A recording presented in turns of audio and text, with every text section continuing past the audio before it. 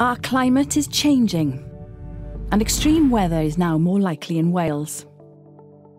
These changes can make it harder for us to deliver essential health and social care services, can harm our health and well-being, and increase inequalities, putting vulnerable people at risk. Wales was one of the first countries in the world to announce a climate emergency, and our health and social care system is on the front line to combat the impact of climate change. The health and social care sector in Wales is also contributing to the problem, producing over 1 million tonnes of CO2 equivalent a year in 2018-19, and whilst progress has been made, there is still much more to do. Along with reducing emissions, the sector also needs to respond to the impacts of climate change that are already being seen and those expected in the future. We need to work together and act now to create a fairer, greener Wales and protect the health and well-being of future generations. Under the Wellbeing of Future Generations Act 2015, public bodies in Wales have to think about how the climate will affect our future health and how we can protect our health and social care systems.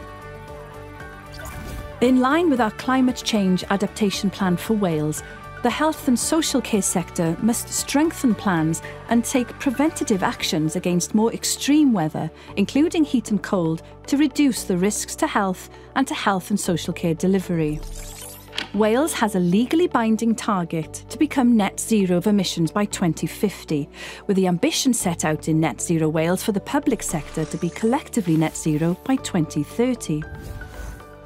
The NHS Wales Decarbonisation Strategic Delivery Plan, Greener Primary Care Framework and Decarbonising Social Care in Wales Route Map collectively sets out how the health and social care sector in Wales will reduce emissions by 2030.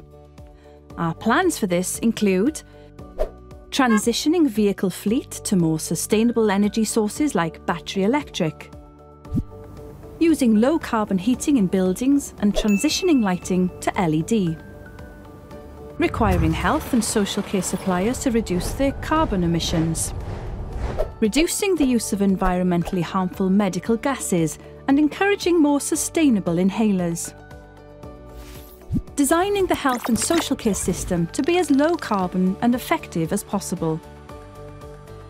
We can all help.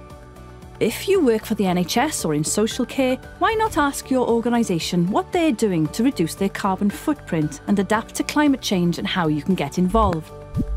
Join your local green group or attend carbon literacy training.